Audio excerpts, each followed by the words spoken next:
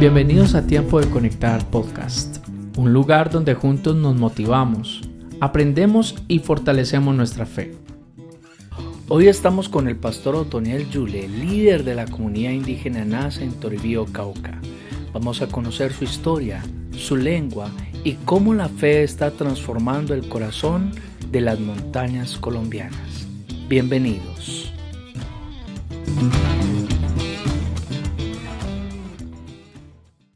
Buenos días, buenas tardes, buenas noches, donde quiera que estés. Mi nombre es Juan Bravo y estás escuchando a Tiempo de Conectar.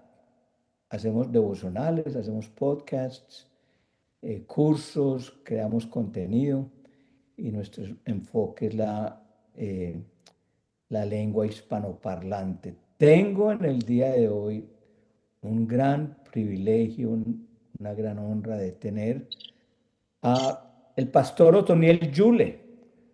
Otoniel y yo somos amigos ya hace varios años, hemos servido juntos.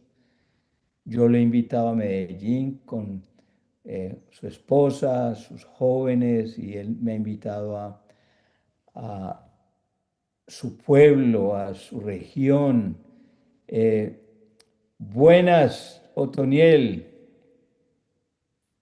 Hola Juan, qué bueno poder saludarte, qué bueno tenerte en este medio y hoy tan oportuno. Yo creo que es un momento muy oportuno para poder compartir con usted y con todos aquellos que también nos están viendo por este medio. Mi nombre es Otoniel Yule, soy pastor de la iglesia en la comunidad indígena Nasa en el departamento del Cauca. En el Cauca generalmente se habla de la mayoría de la comunidad indígena Nasa, en el cual hago la representación de pastor en la comunidad indígena. En este momento estoy ubicado en Toribío, departamento del Cauca, zona norte del Cauca, en la parte suroccidental de Colombia.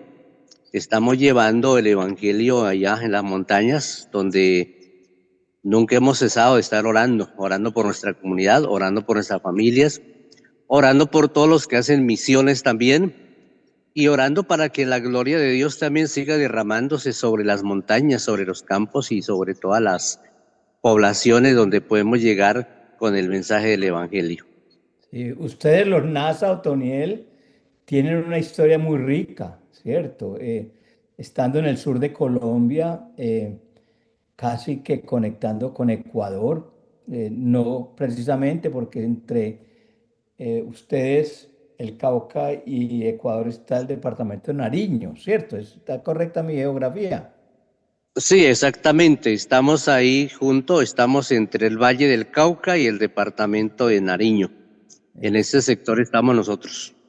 Exacto. Y ustedes, pues como le decía, una historia muy rica. El grupo indígena NASA es un grupo indígena muy grande en Colombia. ¿Están en otros países, Otoniel? Bueno, a nivel de comunidad indígena, pues se ha centrado más que toda la parte del Cauca.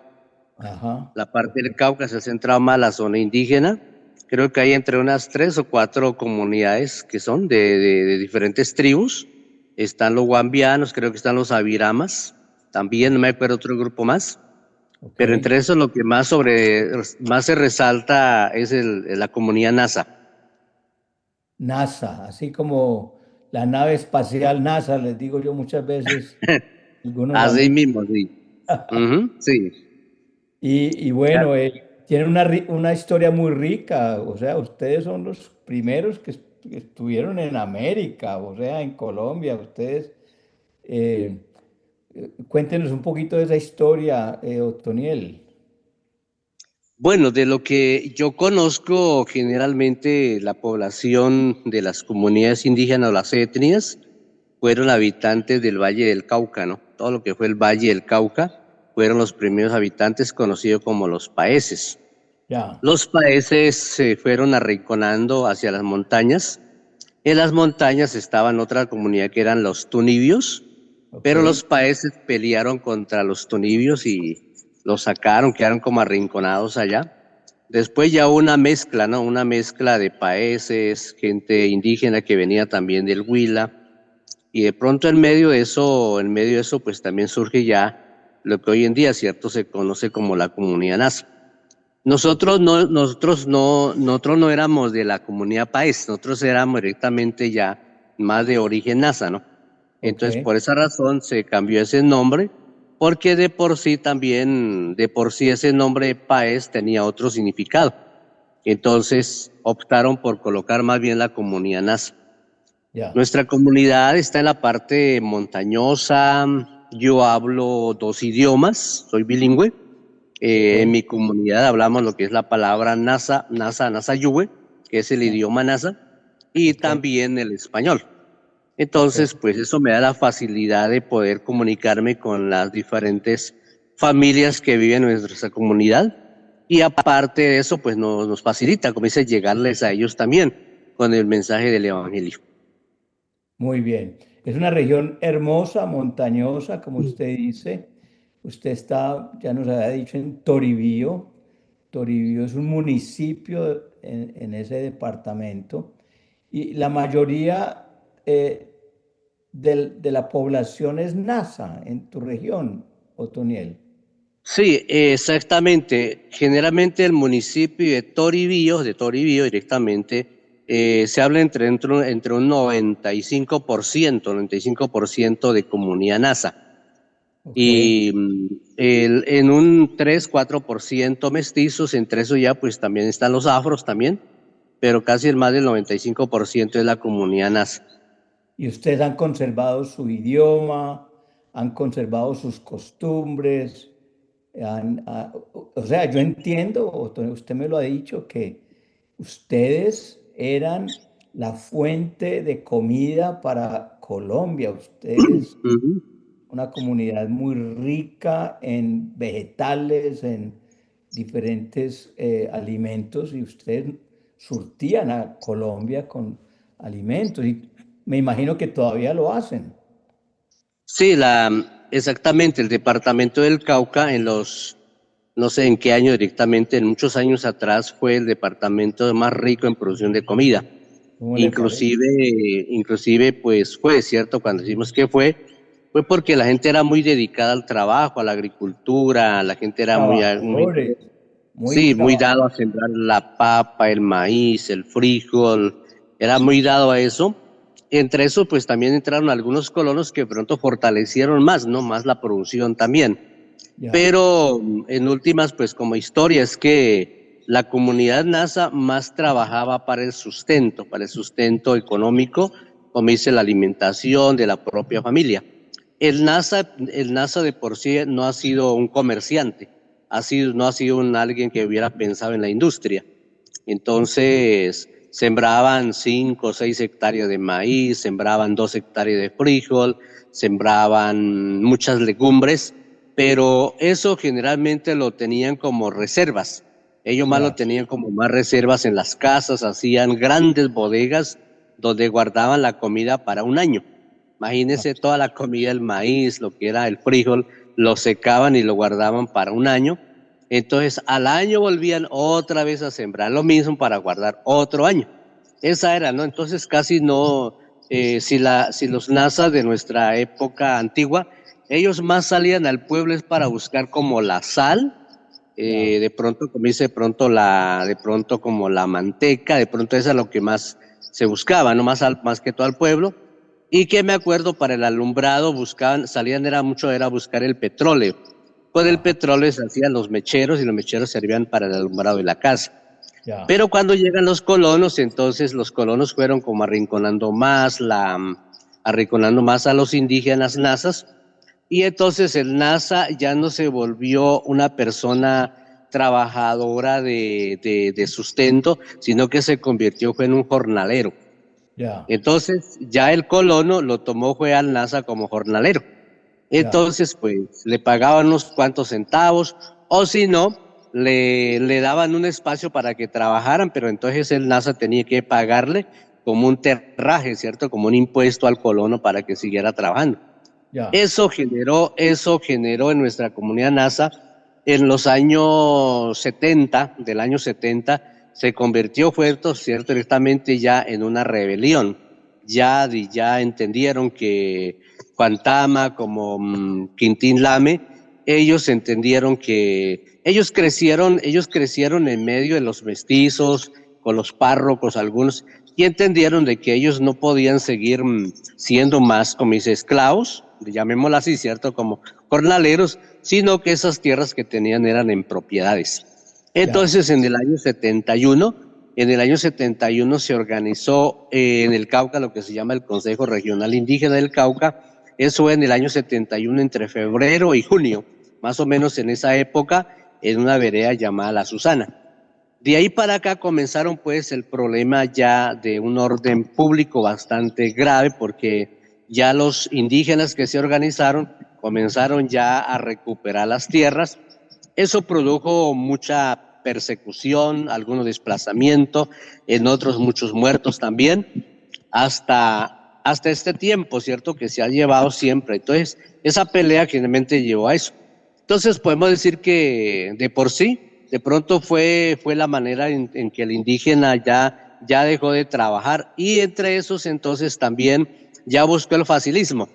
Cuando hablamos del facilismo, entonces ya dejaron de cultivar la comida como el sustento que era para la familia, para el comercio más adelante. Entonces ya fueron metiéndose otros grupos que fueron dándole como facilidad. Y en últimas, entonces, pues ya el indígena también ya piensa vivir como un mestizo, digamos como la gente de la ciudad, tener su carro, tener su buena casa.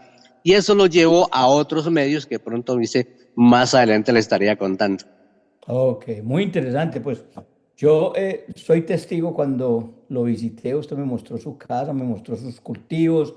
Cuando lo he llamado, usted no es un pastor sentado ahí simplemente perezoso haciendo nada. Usted me ha respondido, me dice, aquí estoy cultivando, estoy recogiendo café o cuidando el cafetal, en fin.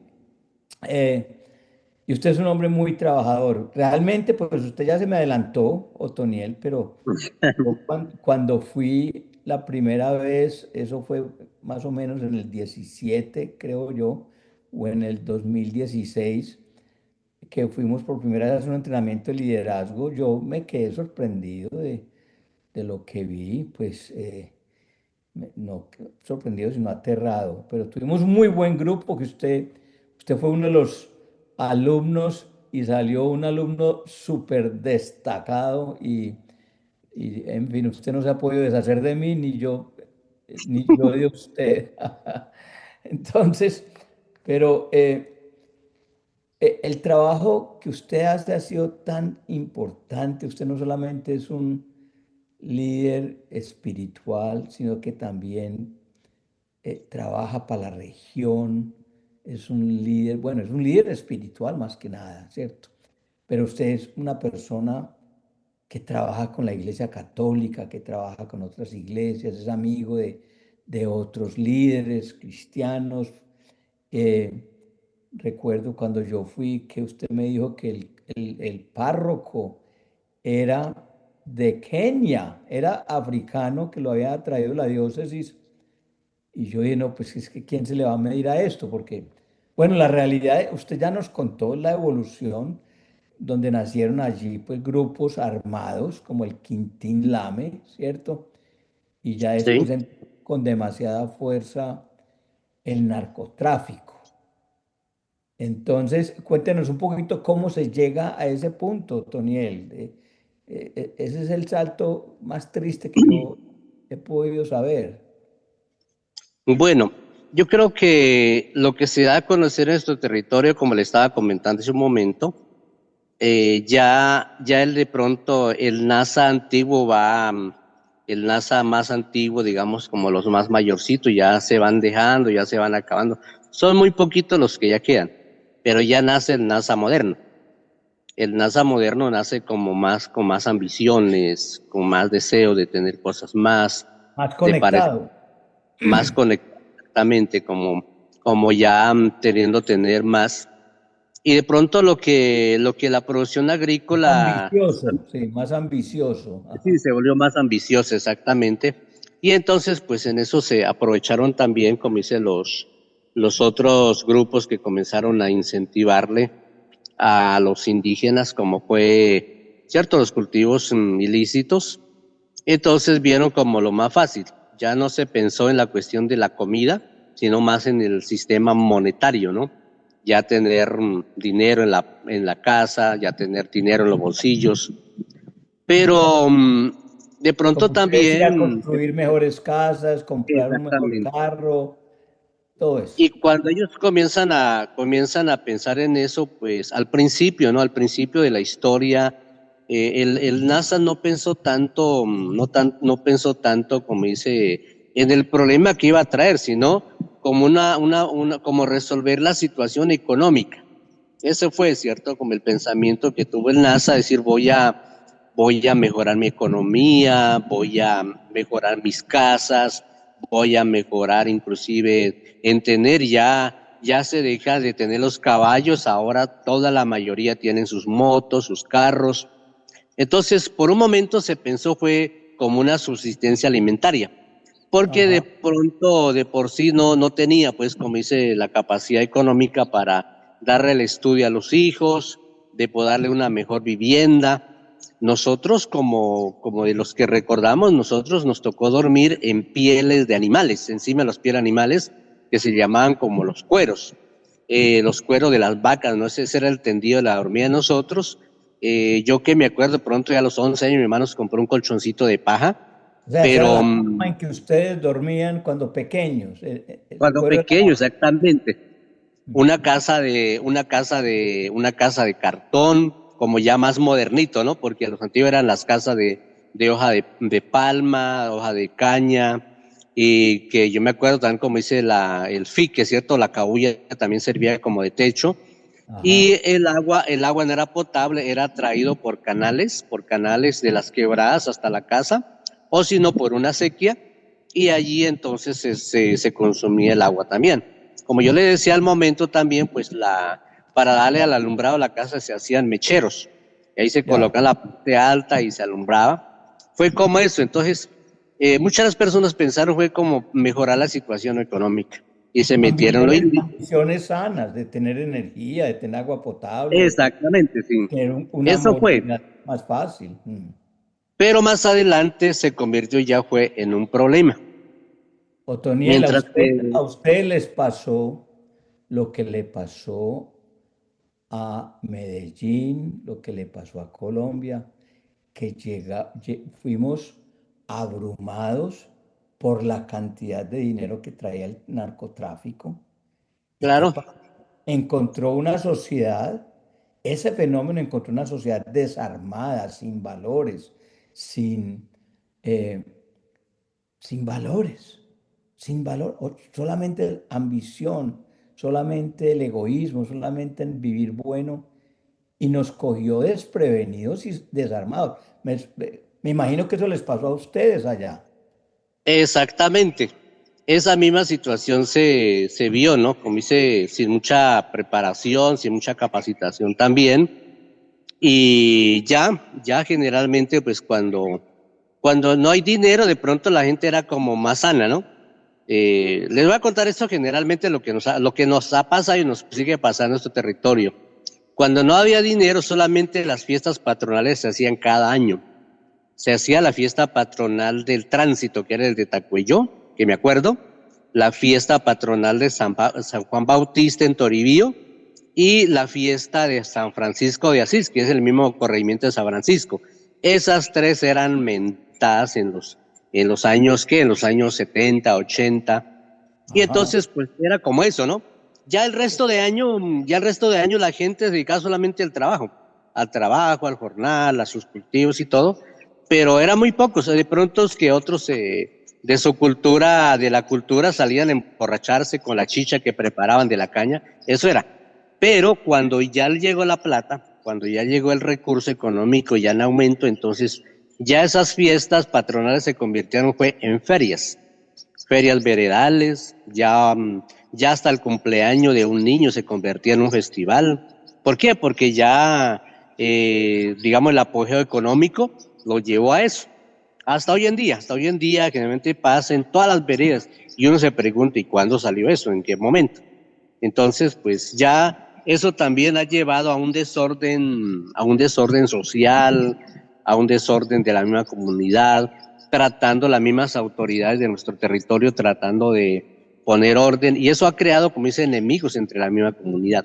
Entonces, lo que antes unía, como dice, el trabajo de las comunidades, como se llamaba las mingas, que era la comunidad trabajando unidos, eso hasta se acabó. Ya no Ya. era lo mismo, ya no, entonces ahora ya empezó el individualismo, cada persona trabaja a su propia manera porque ya tiene sus recursos, y entonces pues eso generó, en vez de generar una unidad, fue una división entre la misma comunidad. Otoniel, ustedes allá cuando yo he ido varias veces, ustedes tienen casi que un monumento prácticamente a la violencia, cuando ustedes fueron tan vulnerables a la guerra entre el gobierno y los grupos armados que controlaban la droga, ¿cierto? Eh, Cuéntenos lo que ustedes sufrieron, porque fueron tiempos muy difíciles para ustedes. Bueno, nuestro territorio prácticamente vivió una situación muy crítica, ¿no? Bueno, Sobre yo nací en el campo, crecí en el campo. En los años que yo crecí en el campo, pues se conoció de los grupos armados, ¿no? Más que todo el enfrentamiento que se vio en el campo entre el ejército y los grupos armados de la guerrilla.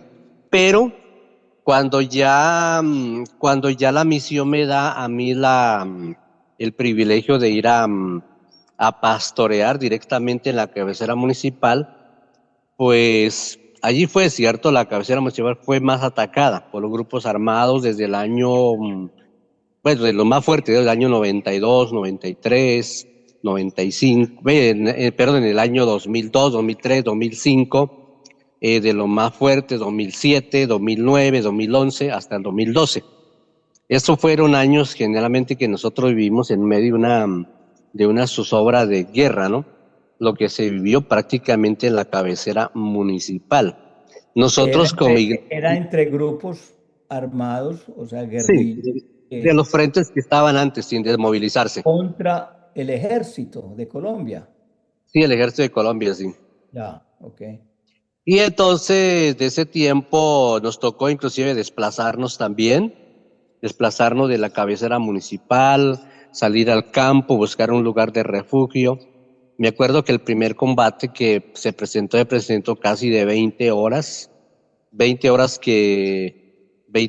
en las cuales pues mi familia tuvo que salir mi esposa tuvo que salir con los niños a otro lugar de refugio. Después ya se presentó de ella continuo, lo que fue en el 2003, 2005, en el 2011, que fue la Chiva Bomba, que fue lo más trágico. Entonces, desde ese tiempo, pues Chiva comenzamos a vivir. Bomba es un bus que llaman Chivas, donde se Exactamente, sí. Ah, sí, un bus escalera. Un bus bus, escalera que hace como las Chivas acá. Y que lo eso fue que llamaron de generó, pues, dinamita y lo explotaron cerca de la estación de policía. sí, y eso fue que hizo más daño a la población, asumiendo a muchas viviendas caídas, desplazamiento de muchas personas también de nuestra comunidad, inclusive desplazamiento de hermanos Ajá. de la iglesia que tuvieron que irse, entre esos una familia que le cayó una granada cerca a la casa, al dueño de la casa le afectó en la cabeza. Hasta ahorita no se ha podido recuperar muy bien. Ya. Podemos con una persona, como dice, pues allí todavía él anda, pero no está muy bien. Después de que era un ganadero, imagínense, un ganadero que tenía la parte alta, le tocó Venga, dejar eso. Otoniel, pero démosle un poquito de contexto a los que nos están escuchando, y es que Colombia se convirtió en el proveedor de droga más grande del mundo, ¿cierto? El cartel de Medellín, después el cartel de Cali, después otros carteles se dieron cuenta de la inmensidad de recursos, pero en alguna parte se tenía que producir esa droga, ¿cierto? En alguna parte tenía que haber sembrados de coca. La coca no tiene raíces malsanas. Eso fue algo que consumían los mismos indígenas. yo estaba en Machu Picchu y lo primero que le dan a uno en el aeropuerto para la altura es coca, hojas de coca para uno masticar y eso le ayuda a uno. En todo caso, para entender el contexto, es que allá en su región y en otras regiones de Colombia, grandes extensiones de tierra fueron dedicadas a la producción de coca. Eso les daba más dinero. Ahí es donde se conecta con lo que usted venía diciendo. La gente en su ambición era gente laboriosa y todo eso, pero cuando vieron que podían ganar más dinero con estos cultivos ilícitos, pues se pasaron a los cultivos ilícitos. Aquí es donde yo quiero en unos minutos, Otoniel, que usted le comparta a nuestra audiencia lo que usted ha venido haciendo en traer transformación poco a poco ha venido eh, ha venido siendo una solución, porque la iglesia es llamada no simplemente a dedicarse a un mensaje espiritual y un mensaje por allá muy elevado, sino a traer cambios, cambios a la gente, cambios a las familias, cambios a las comunidades, ¿no es cierto?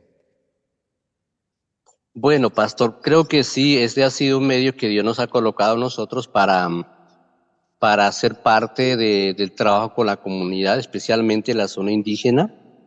Eh, hay una frase que nos enseñaron a nosotros cómo hacer injerencia como iglesia en medio de la comunidad.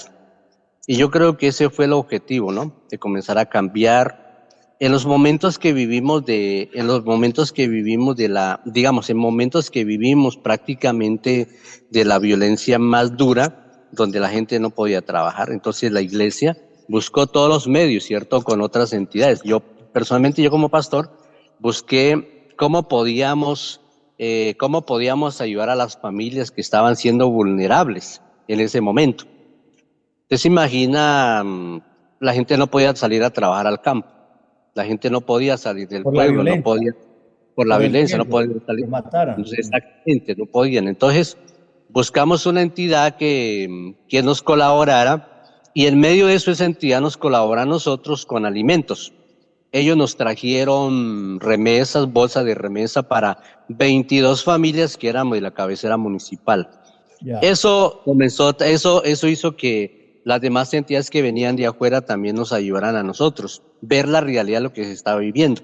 claro. Entonces, en medio de esto también hubieron entidades que nos hablaron de capacitar, cómo enfrentar, cómo se le llamaba a la iglesia sufriente, ¿no? Entonces, con eso comenzamos a llevar líderes del territorio a Santander de Quilichao, a capacitarnos cómo enfrentar la situación de problemática. Quilichao es afuera de las montañas de Sí, donde usted exactamente.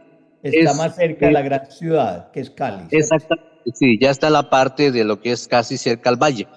Entonces, allí llevamos líderes de la iglesia a capacitarnos, a prepararnos, pero también de las experiencias que habían vivido otros pastores, como lo fue en Córdoba, en Santa Fe de Ralito. Yo decía, mire, eso nos pasó a nosotros, pastores, Bueno, prepárense, cuídense. otras regiones de Colombia, un Otra, departamento que sí, se llama Córdoba, otra, otra región que se exactamente, llama sí. Santa Fe, Ralito, sí. Ujú. Entonces, ellos nos enseñaron cómo debíamos prepararnos, ¿no? Capacitarnos y prepararnos para guiar a la gente en ¿Cómo medio de ser la una crisis que está habiendo. respuesta? Una respuesta, llevar una palabra de motivación, una palabra de aliento a las familias que Esperanza, estaban siendo, exactamente, consuelo. siendo Sí. vulnerables. En la iglesia tuvimos personas que fueron afectadas físicamente. Entre esos también tuvimos un pastor que fue asesinado en nuestra región y comencé a hacer el acompañamiento a las viudas, ¿no? A la viuda del pastor que había quedado con 6 hijos. Entonces, con otra organización comenzamos a hacer el acompañamiento y eso también me fue haciendo como conocer a más personas en situaciones que estaban en una vulnerabilidad. Y también de esta problemática que se vio, entonces pues ya muchas personas, ya que tenían problemas, venían a buscarme, pastor, ayúdeme, estamos en esta situación, ayúdenme en esta situación, porque Nosotros como iglesia, les comento eso, es que como iglesia cristiana evangélica, nosotros éramos hechos a un lado, llamémoslo así.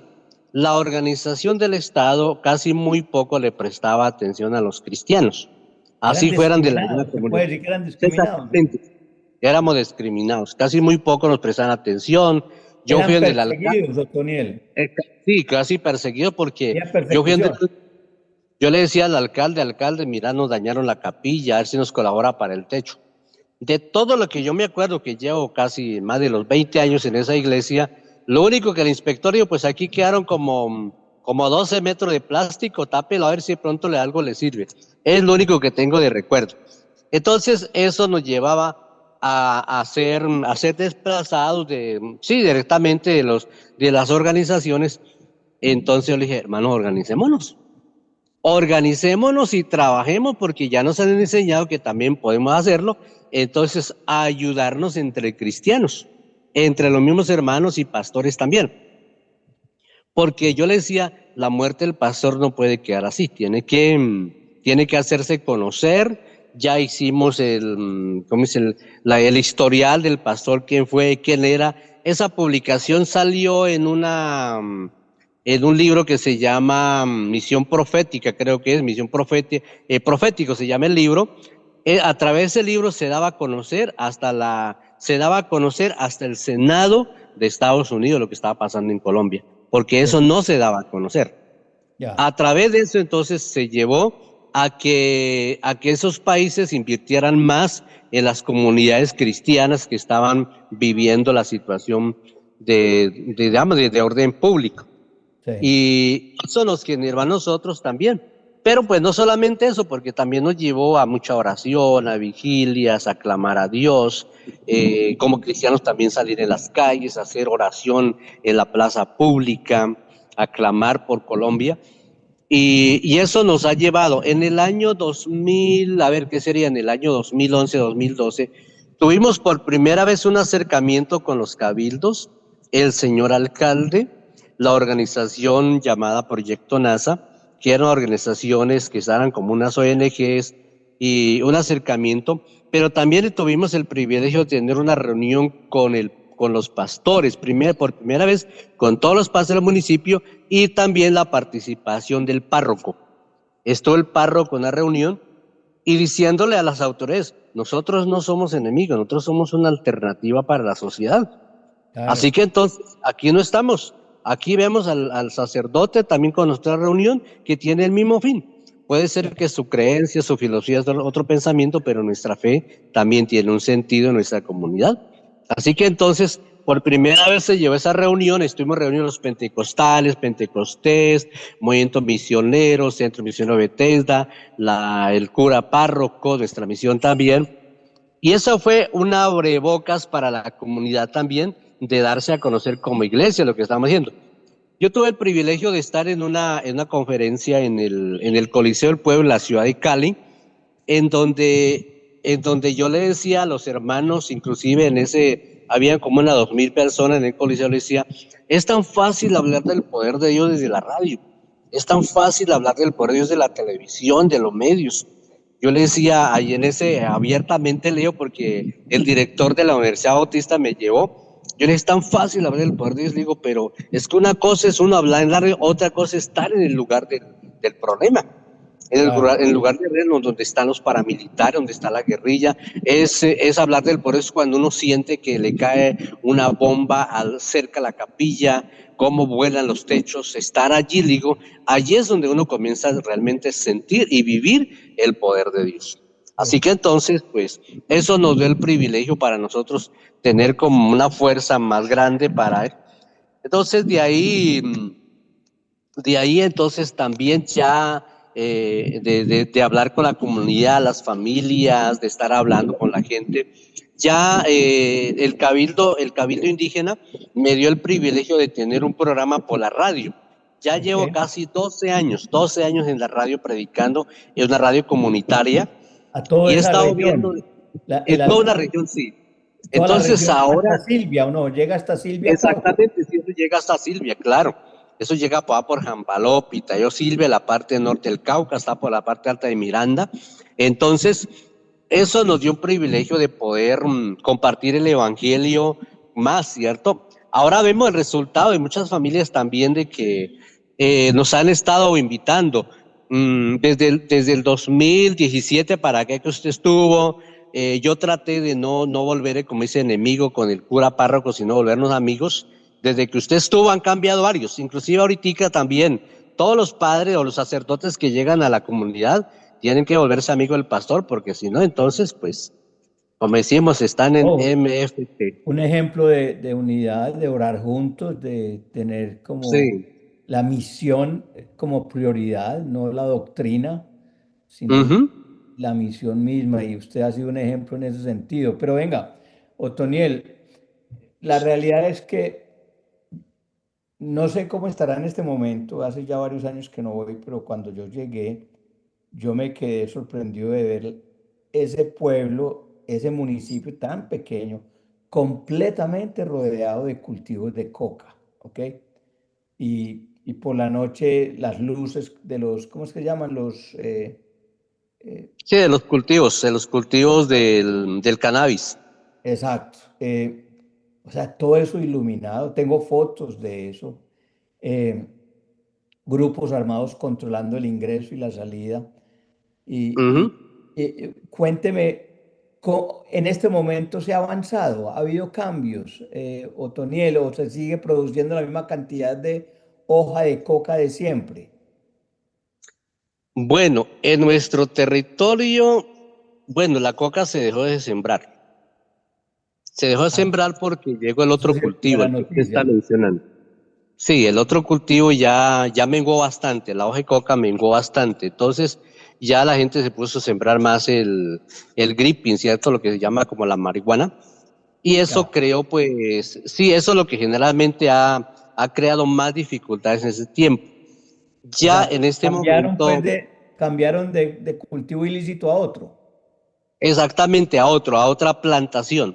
Ya. Entonces, a ver, sí, generalmente todavía la gente sigue cultivando, a pesar de que en estos días pues ha menguado el cultivo por las cuestiones del precio. Entonces ya la gente cuando ya no ve el precio, cuando ve el precio el mismo que le pueda resultar, entonces la gente comienza a buscar otros medios.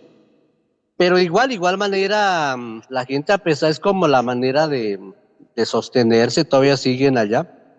Y eso ha generado más problemas de no tanto orden público, sino que ahora es un problema de salud. Si antes los drogadictos estaban en Cali, estaban en Santander, Popayán, en Bogotá, los consumidores estaban allá, ahora nuestra misma comunidad tiene ¿Está los hijos consumiendo? consumiendo, están Ah, consumiendo.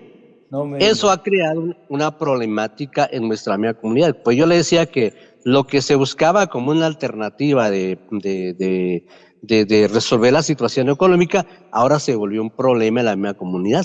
Ya de salud. Entonces, la de Ya. salud, exactamente. Eso ha afectado inclusive a mucha deserción de los estudiantes en los colegios, Oiga, muchas Otoniel, personas. pero eso no es solamente allá. Eso está por Sí, toda Colombia, porque ya hay grupos organizados queriendo envenenar, vendiendo en los colegios, todo eso, y la violencia está por todas partes. Pero sí, yo quiero que usted inspire a estas comunidades remotas que están sufriendo esto, como usted con su ejemplo de servicio, con su ejemplo de enfoque, con su ejemplo de ser un pastor de verdad que pastorea a su gente. Usted construyó una capilla muy hermosa, de pronto es la más grande del pueblo, no sé si será la más grande del pueblo, pero Dios ha prosperado su trabajo, porque usted ha sido fiel, usted ha sido un hombre no solamente fiel, sino ha sido un hombre honesto, un hombre enfocado, ¿cierto? Y Dios lo está usando para traer cambios a su comunidad no ha sido fácil y no ha sido algo inmediato, uno diga que eso fue de un momento a otro, ¿cierto? Y lo que dice la escritura es que nuestra lucha también es espiritual, no es contra carne ni sangre, sino contra principados y potestades que entran a gobernar la mente de la gente y utilizan la codicia como un medio para solamente estar con sus propios intereses, sino los intereses de la comunidad. Exactamente. Y yo creo que en medio de lo que se nos ha llevado a nosotros a buscar esa manera el cambio, ha sido, ¿no? Como decíamos hace un momento, la parte espiritual, hacer entender a la comunidad que eso que se vive no es un problema con las personas, sino en un mundo espiritual. Tenemos dos desafíos bien grandes, comisión. Lo uno directamente es la cuestión del narcotráfico, con los cultivos ilícitos. El cristiano que se convierte tiene que dejar el cultivo ilícito. Y eso tenemos testimonio de personas que dejaron eso a pesar de los problemas, porque una persona que se involucra a sembrar allá, se llama un gremio, la persona que se involucra a sembrar allá solamente tiene que salir dejando otro reemplazo. Tengo hermanos que se han convertido al Señor y han dicho, nosotros no dejamos ningún reemplazo porque sabemos el daño que está haciendo. Han renunciado totalmente. El hermano me decía, comenzamos a sembrar café, a cambio de eso, así empecemos de cero. Así Ya, nos toca apretarnos la correa, como dice, hasta el último hueco, pero con el fin de darle una solución a la familia. Ya no queremos tener unos hijos creciendo con problemas de drogadicción, queremos tener hijos sanos. sí, Entonces, hemos visto un desafío por ese lado. ya, Por el otro lado que enfrentamos nosotros también han sido las creencias tradicionales. Que entendamos, ¿cierto? Que esas cuestiones de creencias tradicionales tienen mucho que ver con la brujería, la hechicería, con ya, esas prácticas tradicionales en que hoy en día se está dando también en las escuelas, colegios para que se fortalezca. Entonces el ya, cristiano tiene que enfrentar esas cosas muy fuertemente y es pues solamente lo hemos alcanzado a través de la oración, el ayuno, de convencer a las personas que tienen que entender que no es directamente Dios el que está actuando eso, sino a través de la misma, comienza a través de las mismas fuerzas oscuras. claro. Entonces, cuando, cuando hemos comenzado a capacitar a los hermanos, a discipularlos, les hacemos entender lo que es directamente el poder de Dios. No, y Vemos nosotros el costo de seguir a Jesús, ¿cierto? exactamente. Y ahora veo pues también con unos resultados grandes, creo que la iglesia central en Toribio ha tenido un privilegio muy grande, es que toda la iglesia se ha metido a la oración. Nosotros tenemos retiros de ayuno cada mes 2 días, Tan cada mes dos importante, días, Otoniel, pero tan también tenemos 24 horas de oración o 12 horas de oración. Antes hacíamos vigilias que decíamos que eran de noches de canto, de alabanza, de compañerismo, pero ahora no. Ahora son vigilias de oración, oraciones metidas de 12 horas, y 24 no, horas. no solamente eso, sino usted me acaba de mandar unas fotos, unos videos de algunos de los miembros de su comunidad yendo a veredas remotas a Ujú. empezar iniciativas también de grupos pequeños, de estudios bíblicos y eventualmente fundar unas iglesias donde nadie va. A ellos les queda difícil tener que Exactamente. desplazarse hasta la cabecera municipal. El sacerdote es un hombre solo que no alcanza a llegar allá. En fin, es no que ellos vengan a usted, sino usted llevar la palabra, la esperanza, el Ujú. consuelo. ¿Por qué? Porque, Ahor- porque la gente tiene Ahorita estamos necesidad de Dios. a permitir a los campos, yo le llamo, yo le llamo, pues, yo le llamo, como le llamo, pues, como los puntos de predicación, ¿no? Tenemos líderes y esos líderes van hasta las montañas, especialmente a los lugares más altos, donde prácticamente, pues, casi no es Cuando dice más carretera, alto, se refiere a más remotos, lugares más más remotos. remoto, sí, a los lugares y No es allá vemos a las carreteras ni familias. nada de eso, sino que son caminos, lo que llamamos de herradura, y arrancan y se van. Exactamente, sí. Allá hemos llegado con ellos a compartir la palabra. Y entonces, pues eso ha creado también un mover espiritual muy grande y ya tenemos, nos ha pedido las mismas oficinas del Cabildo, nos han pedido que vayamos a orar por las oficinas de ellos, porque Mm, ellos buscan respuesta pero no lo encuentran. Ellos ya, mismos se sienten atemorizados por espíritus que se mueven, que no ya, han podido darle solución. En este mes, al inicio de digamos, de la época escolar, en inicio de febrero, dos instituciones me pidieron para que fuera a ungir los niños, para orar por ellos. Ya. Y fuimos hasta las escuelas, ungimos como cerca de 180 niños con sus Wow. docentes y todo, entregarlos en las manos de Dios. Ya, Ellos mismos abrieron la puerta para que orara por ellos. Ahora el ya. testimonio que tengo de los profesores o los hermanos que traen allá, me dicen, pastor, mire que el año pasado teníamos muchos problemas, jóvenes de deserción, teníamos también mucha pelea entre los mismos niños. Y usted que cuando ustedes oraron, con esos niños cambiaron, están Ya, más contentos, están más felices. Entonces yo le digo, es porque está la presencia de Dios. ya. Entonces, eso hemos. Y para el día de mañana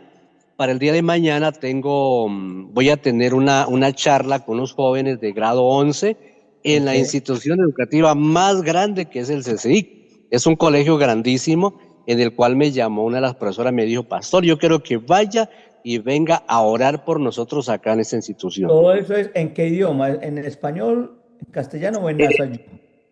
Directamente es en español y en Azayúa también. Ya, ok.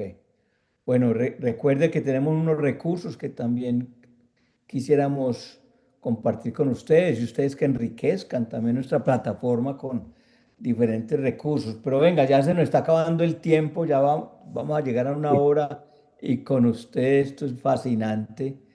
Otonil, nos podríamos quedar aquí, yo creo que todo el resto del día y usted también está ocupado. Muy amablemente nos está compartiendo su vida. La idea es inspirar a tanto líder que necesita inspiración, de que hay que trabajar duro, que la cosecha está en nuestra mano. Pero venga una pregunta que quiero hacerle ya cerrando. ¿Por qué si yo, por ejemplo, si tengo una tierrita en las afueras de Medellín y yo quiero sembrar coca y el gobierno se da cuenta que tengo coca y el gobierno tiene toda la autoridad para expropiar esa propiedad? ¿Eso por qué no ocurre en las regiones de ustedes? Bueno, ¿por qué no ocurre? Porque las tierras de los indígenas son resguardos, ¿no? Son resguardos que se le llama, son resguardos con títulos coloniales ¿Ok? que en un momento dado se recuperaron. Entonces, la autoridad principal en nuestros territorios indígenas son los gobernadores indígenas, o No los llamado más que todo, gobernadores departamentales, sino los gobernadores indígenas. exactamente, sí, no, gobernadores indígenas, que hoy el gobierno también les ha dado una jurisdicción especial indígena, Sí, donde acá se aplican las leyes propias. Un ya, ejemplo, si un comunero comete un error, entonces no lo mandan para la justicia ordinaria, sino que acá mismo en la misma región la autoridad tradicional toma la iniciativa de juzgarlo. juzgarlos. Ya. Exactamente. Entonces, ¿por qué no puedes expropiarlo? Porque pues el gobierno no se mete con las comunidades indígenas, porque generalmente son propiedades de Autonomía territorios indígena, indígenas, porque de tiene autonomía indígena. completamente. Ujú, Eso, perdone que le diga eso, pero eso es lo que se han aprovechado los grandes, llamémoslo los grandes narcotraficantes para incentivar a las personas a cultivar y a sembrar esos cultivos, como yo le decía, dándole una facilidad económica. Entonces, ya. pues ninguna persona puede decir acá vamos a expropiarlo, vamos a quitarlo, porque pues siguen siendo de los cabildos, sigue Ya. siendo la Pero tierra. esos narcotraficantes son indígenas o son gente de Sí, afuera. generalmente sí. La mayor parte de los cultivadores son indígenas. Ya. Y como yo le decía, el indígena no lo siembra tanto pensando que él es un narcotraficante, él lo siembra por necesidad nada más. Porque tiene mejores ingresos. Sí. Ujú. Exactamente, para suplir una necesidad económica. Ya. Ok. Bueno, no, lo felicito. Usted ha sido una de las personas que más me ha inspirado en mi vida, Otoniel. Eh, y bueno, usted ha sido un hombre muy trabajador, un buen líder, un líder que ha dado ejemplo con su vida. Usted no es un tipo ambicioso personalmente, usted es tiene ambición, pero para el reino de Dios y para sus comunidades, y es admirable. Eh, yo creo que podemos dejar otro poquito para un próximo podcast, Otoniel, ¿le parece? Me parece muy bien, sí. Creo que hay muchas cosas. He estado pensando mucho sobre eso, la vivencia que hemos tenido, los testimonios que hemos tenido de vivir, ¿no? Momento dado. Quiero darle como este último que tuve, cierto, para más adelante, como hice un abrebocas, estaba compartiendo sobre la historia de Elías y Baal. Cuando Sí, estaba compartiendo en un culto, ¿cierto? Un culto de la noche, un sábado, ok. estaba diciendo a los hermanos, tenemos que prepararnos porque pues en cualquier momento no deja de haber enfrentamientos en nuestra comunidad. Entonces hay una parte de la historia de Elías que cuando Elías le dice a Acab, corre acá porque se viene un gran aguacero, una gran lluvia se viene, así que entonces corre. Y la palabra dice que Elías corrió más. Entonces yo le decía, hermanos, cuando Elías le dijo, corres, que había que correr, yo le digo, hermanos, cuando es a correr, es a correr.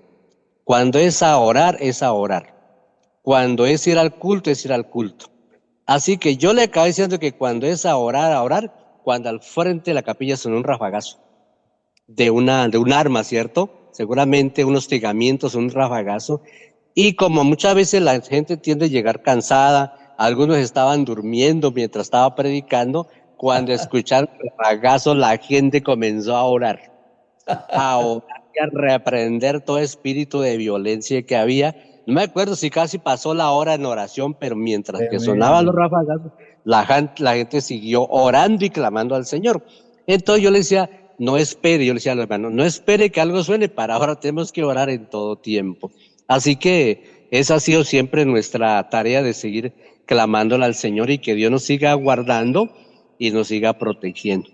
Pastor Juan, usted también me ha inspirado mucho, he aprendido muchas cosas de parte suya. Inclusive ahorita estamos hablando mucho sobre el emprendimiento de los jóvenes, porque el último que estuve con los jóvenes de Medellín hablando sobre emprendimiento y le estoy explicando a ellos también que ellos también deberían ser emprendedores. Y de eso salió la inspiración del joven que ahora, teniendo su tierra, cambió el cultivo ilícito ahora por cultivo de café, de plátano, frijoles. Estos días me llevó hasta unos choclos, unos frijoles, y pastor, esto es lo que estoy cultivando. Entonces uno ve que Dios sí está obrando a través de ellos. Que no es en vano nuestro trabajo, ¿cierto, Toniel? Amén, así Ahora es. en No es en octubre vano el vamos a trabajo. tener otra cumbre y nos encantaría tenerlos. Ustedes son de los que dicen, allá vamos a llegar. Otros jóvenes nos dicen, "Ah, sí, pero me va a pagar los pasajes, sí, pero ustedes nada, ustedes llegan y es admirable y son un ejemplo para muchos. En todo caso, Otoniel, el Señor le bendiga. Muchas gracias por su liderazgo y por su ejemplo y gracias por su amistad conmigo, la cual aprecio mucho, por atender este llamado a que usted comparta con nuestra audiencia.